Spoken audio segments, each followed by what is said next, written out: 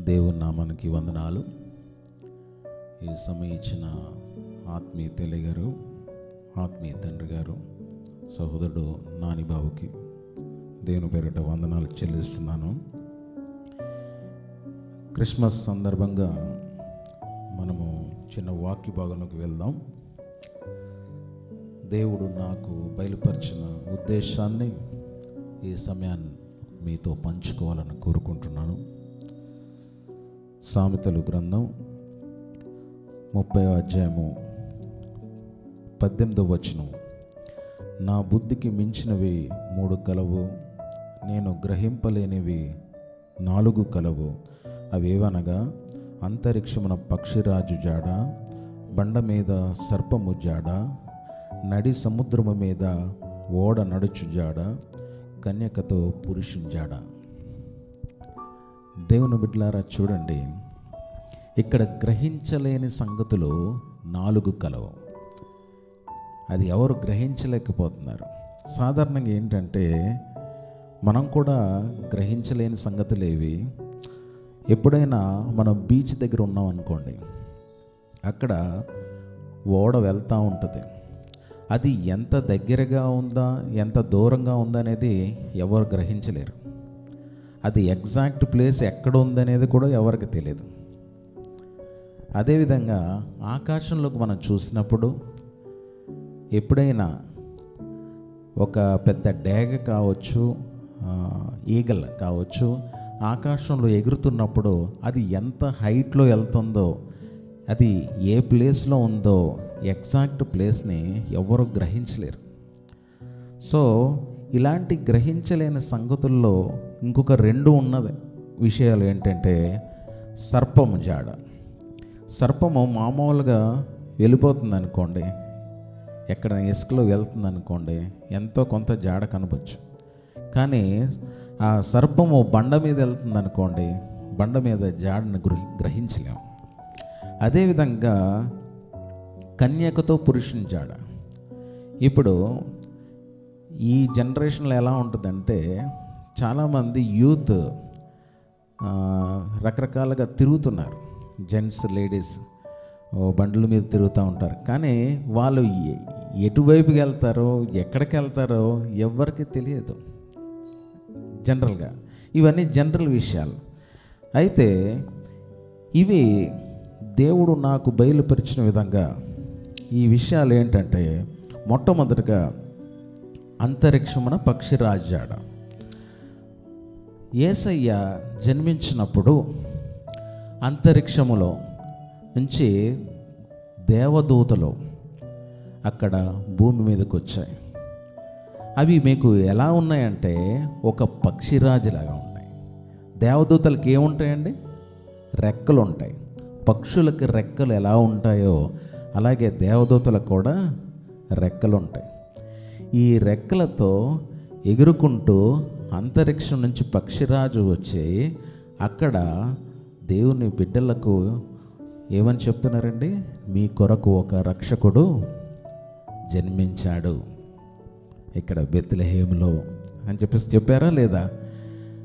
అయితే ఇక్కడ పక్షిరాజుగా వర్ణిస్తున్నాడు దేవదూతలని. హల్లెలూయా. అయితే ఇక్కడ గాబ్రియేలు దూత మనకు ఒక పక్షిరాజుగా కనిపిస్తున్నాడు. ఎప్పుడైతే గాబ్రియేలు దూత వచ్చి వీళ్ళకి గొర్రెల కాపురులకైనా కావచ్చు, లేదా అక్కడ ఉన్న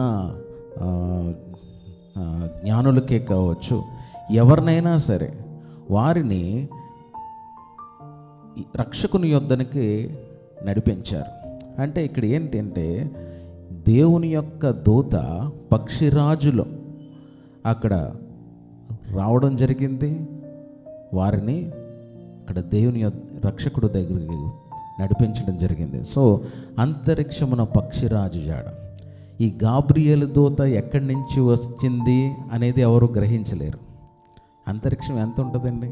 చాలా గ్రహాలు ఉంటాయి, చాలా గ్రహాలు దాటి ఉంటాయి.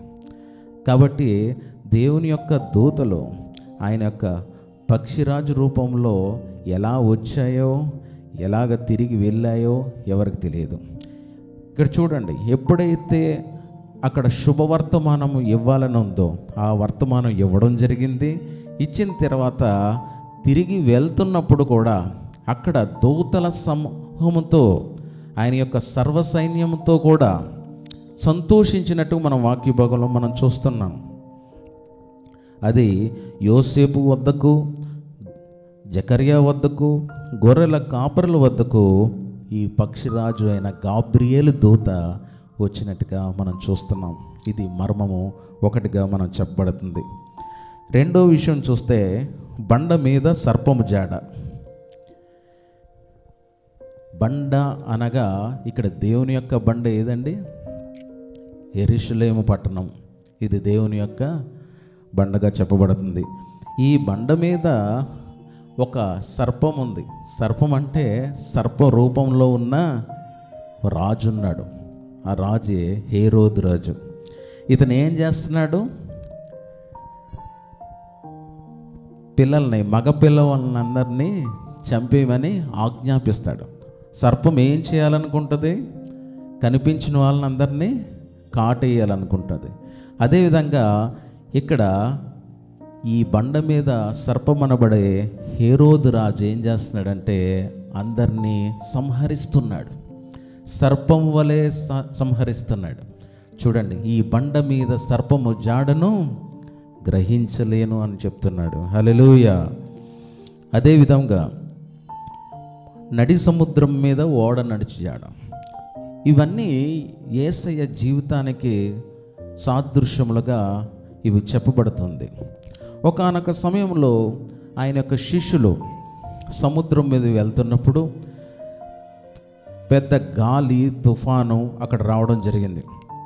ఆ విధంగా వచ్చినప్పుడు ఏంటంటే అందరూ అల్లకొల్లం అయిపోయి భయపడిపోయి ఇదవుతున్నప్పుడు ఆయన సముద్రం మీద నడుచుకుంటూ వచ్చి ఆ గాలిని ఆయన గద్దిస్తాడు, ఆ తుఫానుని గద్దిస్తాడు. వెంటనే ఆ గాలి, సముద్రము నిమ్మలం అవుతుంది.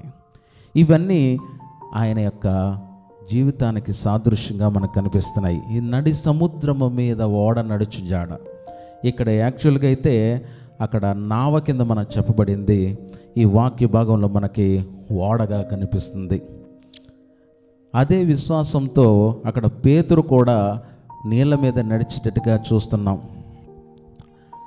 అయితే ఇక్కడ ఈ నడి సముద్రం మీద ఎక్కడ నావ ఉందో, ఎక్కడ మునిగిపోతున్నారో అది ఎవరికి తెలుసు అంటే అది యేసయ్యకి ఒక్కరికే తెలుసు. కాబట్టి ఆయన అక్కడికి వచ్చి తన యొక్క శిష్యులను కాపాడుతున్నాడు. 4వ మర్మం చూస్తే కన్యకతో పురుషుని జాడ. ఇక్కడ మరియ ఎవరండి? కన్యక. కన్యక అయిన మరియను ఇక్కడ ఏం చేస్తున్నాడు? ఇక్కడ పురుషుడు, ఉత్తమ పురుషుడు యోసేపు తను జాగ్రత్తగా ఒక చోట నుంచి ఆ చోట నుంచి ఐగుప్తుకు తీసుకువెళ్తాడు. అదే కన్యకతో పురుషుని జాడను నేను గ్రహించలేను అంటున్నాడు. ఇవన్నీ దేవుని యొక్క మర్మములుగా మనకి కనబడుతున్నాయి. అవే నేను గ్రహించలేని 4 సంగతులు. 1 అంతరిక్షమున పక్షిరాజు జాడ, 2 బండ మీద సర్పము జాడ, 3 నడి సముద్రం మీద ఓడ నడుచు జాడ, 4 కన్యకతో పురుషుని జాడ. ఇవి గ్రహించలేను అంటున్నాడు. ఈ 4 మర్మముల నుంచి దేవుడు మనకు నేర్పించేది ఏంటంటే, ఎప్పుడైనా సరే మనం కష్టాల్లో ఉన్నప్పుడు దేవుడు తన దూతని పక్షిరాజు రూపంలో పంపించినట్లు దేవుడు మనకు కూడా ఒక సమాధానాన్ని మనకి పంపిస్తాడు, సమాచారాన్ని పంపిస్తాడు. రెండోది, ఈ బండ మీద సర్పం వంటి ఈ హేరోదు రాజుల వంటి నరహంతకుల నుంచి మనం రక్షించడానికి దేవుడు ఎల్లప్పుడూ మనకి తోడుగా ఉంటాడు. 3వ విషయంకి వస్తే నడు సముద్రం మీద ఓడ నడుచుజాడ. ఎప్పుడైనా సరే సముద్రం అనేది మనకి లోకంతో మనం పోలుస్తూ ఉంటాం. ఈ లోకంలో ఉన్న అలలు ఒక సమస్యలుగా మనకి కనబడిస్తూ ఉంటాయి. ఎప్పుడైతే ఈ అలలనే సమస్యల చేత మనము అక్కడ భయపడతా ఉంటాం, మునిగిపోతూ ఉంటాము, దేవుడు ఏం చేస్తాడు? అక్కడ మనల్ని కాపాడుతూ ఉంటాడు. ఇక్కడ యేసయ్య శిష్యులను ఏం చేస్తున్నాడు? కాపాడుతున్నాడు. అలాంటి అలలనే సమస్యలను ఆయన గద్దించి వాటిని నిమ్మలపరిచి మనము మన హృదయాలను శాంతపరిచి అక్కడ మనల్ని ఏం చేస్తున్నాడు? ఆయన కాపాడుతూ ఉన్నాడు. హల్లెలూయా. అదేవిధంగా కన్యకతో పురుషుని జాడ. ఇక్కడ కన్యక ఎవరండి? మరియను జాగ్రత్తగా ఏం చేశాడు? వాళ్ళ భర్త అయిన యోసేపు అక్కడ నుంచి జాగ్రత్తగా ఐగుప్తుకు తీసుకువచ్చి, ఆ రాజు తిరిగి చనిపోయాడు, వాళ్ళను వెతుకువారు, శిశువు వెతుకువారు ఎవరు లేరు అనుకున్న తర్వాత అక్కడి నుంచి మళ్ళీ తిరిగి తీసుకురావడం జరిగింది. దేవుడు కూడా అదే విధంగా మన కష్టకాలంలో మనల్ని ఎవరైతే మనల్ని చంపాలని చూస్తున్నారో, ఎవరైతే మనల్ని మనల్ని బాధ పెట్టాలని చూస్తున్నారో వాళ్ళ నుంచి మమ్మల్ని విడిపించి తర్వాత ఏదోనొక సందర్భంలో ఏదోనొక సమయంలో మనల్ని తిరిగి తీసుకువచ్చి మనల్ని చేర్చే దేవుడై ఉన్నాడు. హల్లెలూయా, హల్లెలూయా. ఈ మర్మముల విషయమై దేవుడు మనకిచ్చిన ఆలోచనని దేవుడు దీవించినట్లు మనం చిన్న ప్రార్థన చేసి ముగించున్నాం. పరిశుద్ధుడా, దయగల మా తండ్రి, కృపగల మా రక్షక, నీ వాక్యమును నువ్వు దీవించినందుకు వందనాలు, స్తోత్రం చెల్లిస్తున్నాం. నీ మర్మమును ప్రభువా నాయన మా అందరి ఆలోచనలోని హృదయంలో పెట్టండి. ఎప్పుడు ధ్యానించుకుంటూ నిన్ను మహిమపరిచినట్లు నాయన నీవే మాకు తోడుండమని యేసు నామమున అడుగుతున్నాం తండ్రి. ఆమేన్.